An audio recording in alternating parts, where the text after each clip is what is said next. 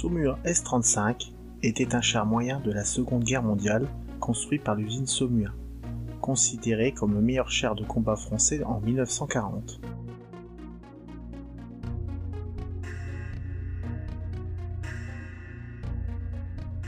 Nom venant de la société d'outillage mécanique et usine d'artillerie, et 35 l'année du premier prototype fabriqué.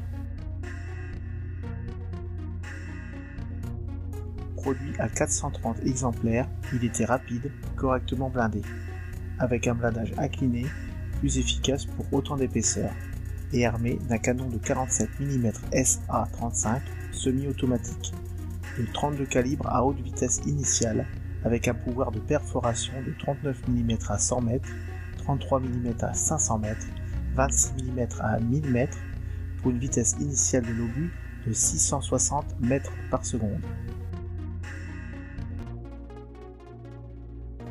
Équipé d'une tourelle monoplace, de sorte que le chef de char devait faire office de chargeur et de pointeur, ce qui ralentissait grandement la mise en œuvre de l'armement principal.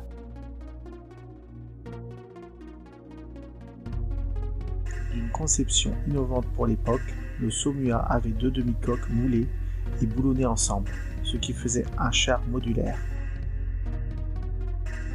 La partie inférieure contenait le moteur, la transmission et les commandes, et portait la suspension boulonnée sur ses flancs.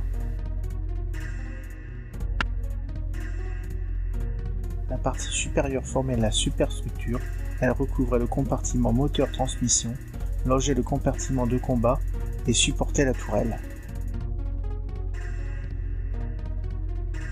Seul le char de chef de peloton était équipé d'une radio ER-29 avec une portée de 5 km, de mauvaise qualité, souvent inaudible, et ne pouvait correspondre avec ses subordonnés qu'à l'aide de pavillons de transmission ou d'une estafette. Un ER-28 était bien à l'étude pour équiper les chars subordonnés, mais il ne put entrer en service avant le 10 mai 1940. L'accès au compartiment de pilotage et de combat se faisait par une porte latérale située sur le côté gauche. Le chef de char disposait également de la trappe d'accès à l'arrière de la tourelle.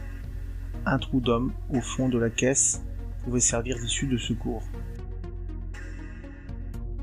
Le char participa victorieusement le 12 mai 1940 à la bataille du Hannut en Belgique. Première bataille rangée de blindés de la Seconde Guerre mondiale où l'épaisseur et l'inclinaison de son blindage lui permettaient de résister efficacement aux tirs des chars allemands. Le S-35 était concentré dans les divisions légères mécaniques comme le firent les Allemands avec leur division de Panzer. Néanmoins, ils furent pratiquement tous détruits ou sabordés car beaucoup de chars français tombèrent en panne mécanique ou en panne d'essence, à cause des services de l'intendance, qui étaient totalement dépassés par la rapidité des opérations.